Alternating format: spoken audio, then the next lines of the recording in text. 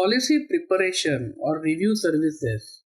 This is the topic of this presentation and this refers to the MAS regulatory compliances for licensed entities. My name is Vaibhav Joshi and I am director founder of Singapore Compliance Consulting Company. So let's begin. So the first question is, what are the policies?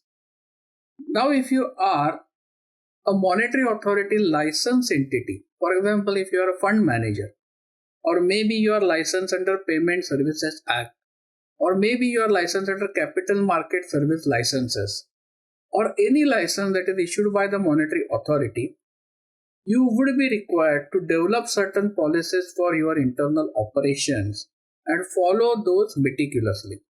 For example, your anti-money laundering policy may state that in absence of certain identification document, you will not accept such a customer and you will not provide the services.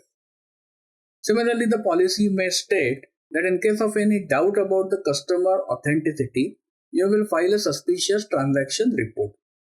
So in that case, you are required to document this for your internal reference, train your employees accordingly, and follow this in your day-to-day working environment.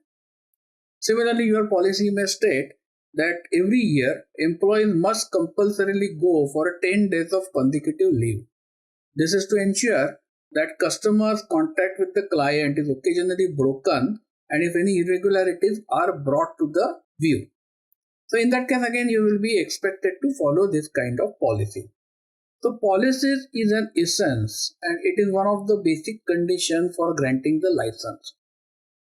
And every licensed entity will need to have these policies.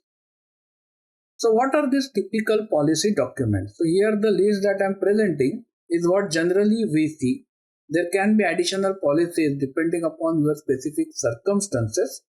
So you will need to have your compliance policy for the operations of your company. This is the main document. You will need to have anti-money laundering and counterfeiting terrorism policy. This refers to the identification of customers and validation.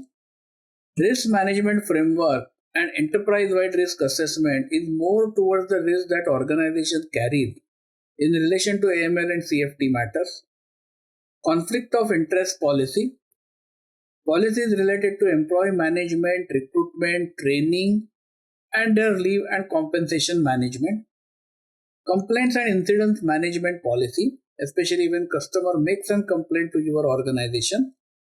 If you have any application, web app, which is exposed to the internet, then TRM policy, technological risk management policy, outsourcing policy, cyber hygiene policy will be applicable. In addition to that, you need to have disclosure of right information to the customer's policy and policies related to breach reporting, data protection policies and so on.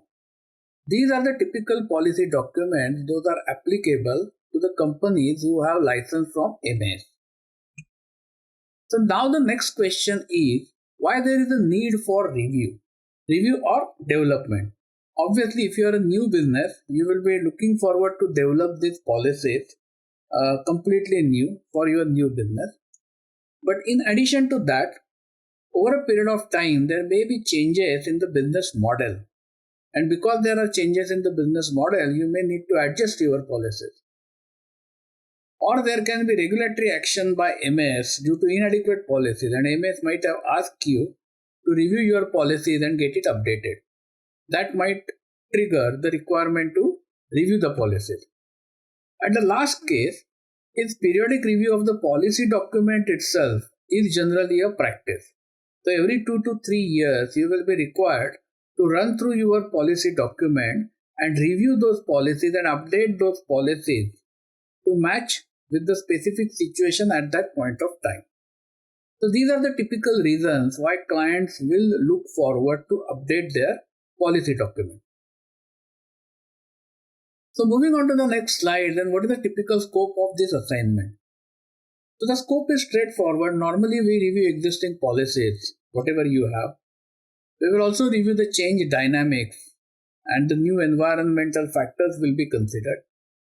And then we will update the policies to suit the new requirements. And then this policy preparation work can be followed by the training session for your staff.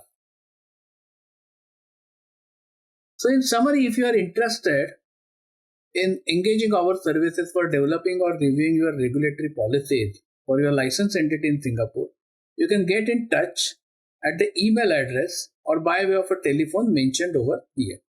Singapore Compliance is a leading financial regulatory consultancy service provider. For any financial licensing application, advisory and audit requirements, please feel free to contact us.